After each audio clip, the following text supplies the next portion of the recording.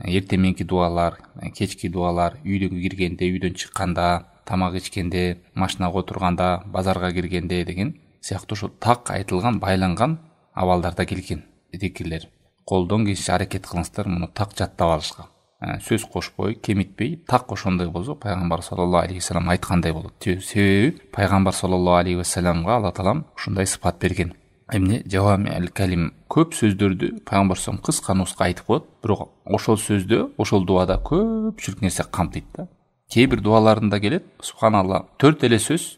Эгер сиз Аллахтан азыр эмнени сура деп айтса, сурасаңыз, ошо 4 сөздөн ары чыкпайт да. Бүт жакшылыктарды, бардык жамандыктардан сактануу 4 эле сөзгө батырып кое турган.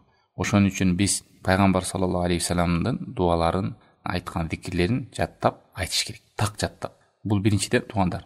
Ошону эске тутуп калыңыздар. Жаттаган аракет кылайлы. Ар бир сабак болгондо ошол картинка чыгат, тексти чыгат, ошону сохранить алып, тетрадыңызга жазып алып, жаттап алган аракет кылыңыз. Себеби адам сүннөттөн пайгамбар саллаллаху алейхи вассалам дуасынан алыс болсо, кээ бир нерсени өзүнө зыян нерсени да сураш мүмкүн. Себеби адам билбейт эмне пайда, эмне зыян. Ошон үчүн пайгамбар саллаллаху алейхи вассалам сурагандай кылып сурасак, аябай жакшы болот. Экинчиден дагы кайрыла турган нерсе катадан алыс болуу. Ката жаттап алуудан, туура эмес жаттоодан алыс болуш керек. Ката жаттабаш керек. Мунун дагы бир терс таасирлери бар. Туура эмес жаттап алсачы. Ошон үчүн туура жаттаган аракет кылайлы. Андан кийинки дагы маселе зикирлерди өз убагында так айтуу.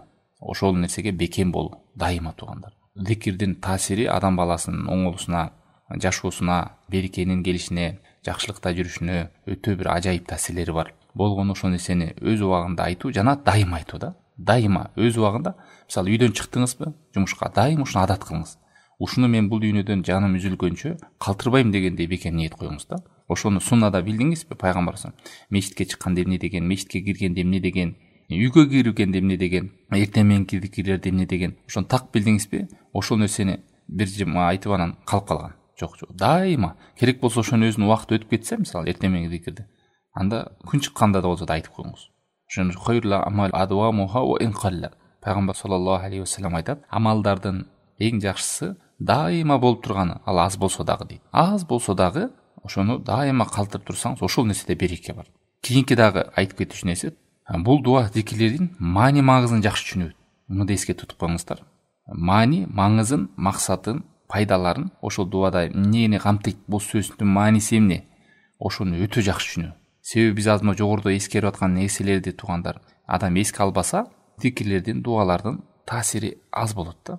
Таасири аз болот. Ошон үчүн маанисин түшүнүңүз керек. Адам канчалык маанисин билип туруп айтса, оозунан чыккан сөзү, тили менен айткан сөзү менен жүрөк байланат. Жүрөк экөө тең чыгат. Бул учурда адамдын дити, ою, пикири бир жерге курчалып, иманы көтөрүлөт. Ошо зикирди айтуу менен. Аллахты эстегенде дуалар.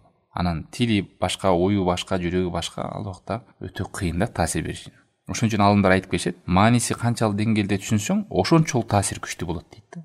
Ошон үчүн дуа зикирлерди биз эмнеге сабак өтүп атабыз туугандар? Ошо ар бир дуа зикирлерге биз токтолойлу. Алымдар эмне деген, ошолорду жакшылап түшүнүп алсак, ошон үчүн аля хасабил ма'рифа та'сиру болот да. Канчалык ошол дуаны маанисин, эмелерин жакшы билсеңиз, ошончолук пайдасы чоң болот. Азыркы эскерген нерсе өтө зарыл нерсе.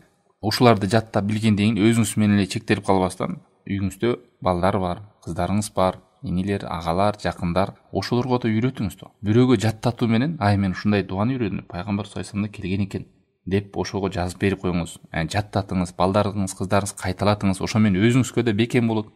Маанисин айтып бериңиз, түшүндүрүп бериңиз, ошо менен өзүңүздө да калат, анан үйдө да береке болот.